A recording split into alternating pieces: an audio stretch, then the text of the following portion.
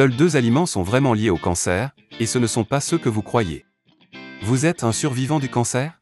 Alors vous avez sûrement déjà entendu des affirmations comme « le sucre cause le cancer »,« les produits laitiers sont dangereux »,« la viande fait revenir le cancer ». Mais que dit réellement la science? Le docteur Annie Morris, chercheuse spécialisée en oncologie et elle-même survivante du cancer, se bat contre les idées préconçues et fausses sur le cancer et l'alimentation. Ses recherches ont révélé que de nombreux conseils médicaux, quant à l'alimentation pour se protéger du cancer et d'autres maladies, sont totalement désuets et encouragent au contraire à des carences nutritionnelles. Nous allons révéler aujourd'hui les 2 seuls aliments, clairement associés à un risque accru de cancer, et ce que vous pouvez faire concrètement à ce sujet. Pourquoi c'est crucial? Quand on est passé par un cancer, on mérite des informations fiables. Pas de peur inutile, pas de titres sensationnalistes. Juste la vérité. Vous avez déjà traversé bien assez d'épreuves. Ce qu'il vous faut maintenant, c'est de la clarté, de la confiance, et une compréhension précise de ce qui vous aide réellement à guérir, et de ce qui peut compromettre votre santé.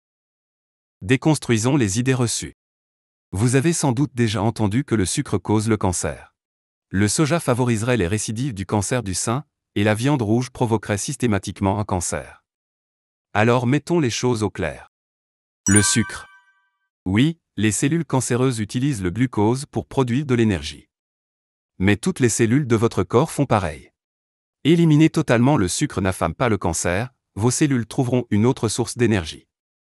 Ce qui compte, c'est l'équilibre global de votre alimentation et la stabilité de votre glycémie. Les aliments naturellement sucrés, comme les fruits, ne sont pas vos ennemis. Évidemment, cela ne veut pas dire qu'il faut se jeter sur les bonbons ou les pâtisseries. Mais manger un fruit ou un dessert occasionnel ne va pas augmenter votre risque de cancer. Ce qu'il faut, c'est de la mesure, pas de la peur. Le soja. C'est une source d'inquiétude fréquente, notamment chez les femmes ayant eu un cancer du sein. Le soja contient des phytoestrogènes, des composés végétaux qui ressemblent à l'estrogène, mais qui n'ont pas les mêmes effets dans l'organisme. Les recherches récentes montrent au contraire que consommer du soja diminue le risque de récidive, même en cas de cancer hormonodépendant. La peur du soja est donc dépassée et non fondée sur les données actuelles. La viande rouge. La viande rouge non transformée, consommée avec modération, n'augmente pas clairement le risque de cancer. Ce qui compte, c'est la fréquence de consommation, et surtout la façon dont la viande est cuisinée. Ce n'est pas la même chose que les viandes transformées. Parce que malgré tout ce qu'on peut lire ou entendre, il n'y a que 2 aliments dont le lien avec le cancer est constant et bien établi. Les viandes transformées et l'alcool. Aliment numéro 1, les viandes transformées. Les viandes transformées ne sont pas de la viande classique. Elles sont fumées, salées, fermentées ou traitées avec des conservateurs. L'objectif? Prolonger la conservation ou renforcer le goût.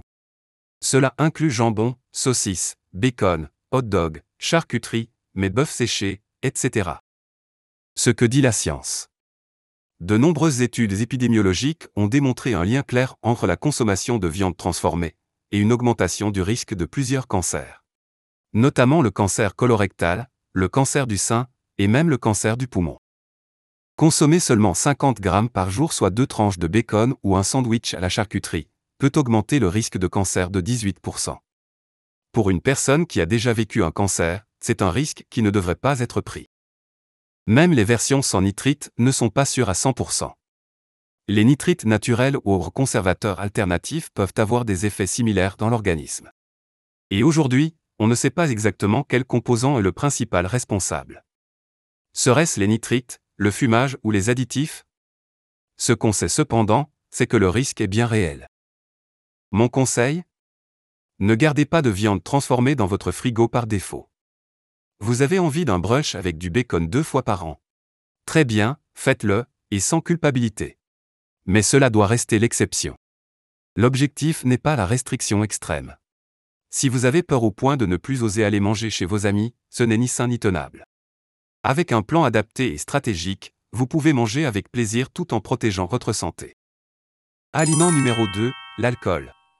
Ce n'est pas techniquement un aliment, mais c'est bel et bien un cancérogène de catégorie 1, au même titre que le tabac. L'alcool augmente le risque de ce type de cancer, sein, foie, œsophage, côlon, bouche, gorge et larynx. Un verre par jour augmente le risque de 9%. 3 verres par semaine, soit un verre un jour sur 2, augmente le risque de 4%. Et cela vaut même pour le vin rouge. Et non, le vin rouge n'est pas bon pour la santé à cause de ses antioxydants. Ces mêmes antioxydants se trouvent aussi dans des aliments non toxiques, comme les baies ou le raisin.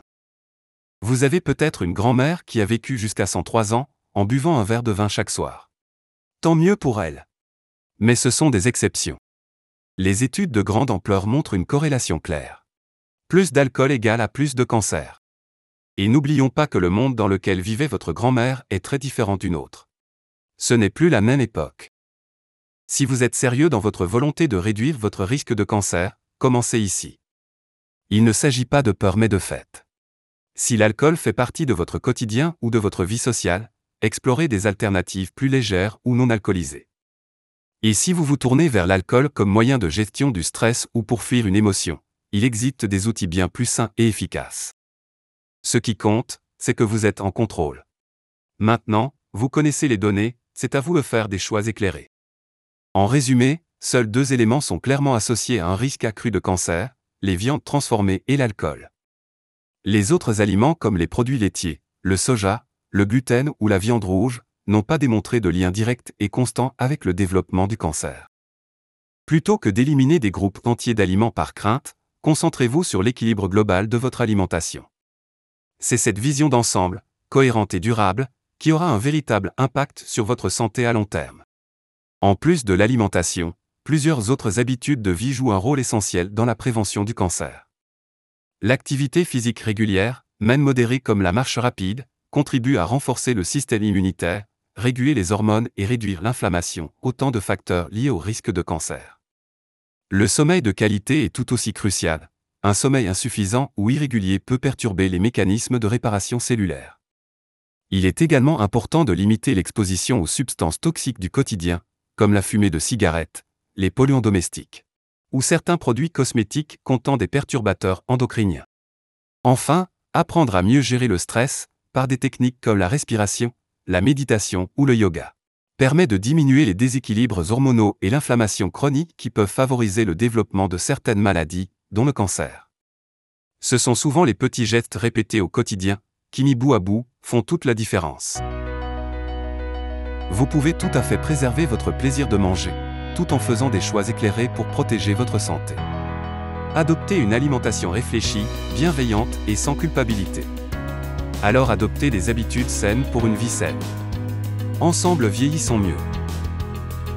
Si vous avez trouvé cette vidéo utile, mettez un pouce levé, abonnez-vous et partagez ces précieuses informations autour de vous. En attendant de vous retrouver avec d'autres conseils pour mieux vieillir, prenez soin de vous et restez en bonne santé.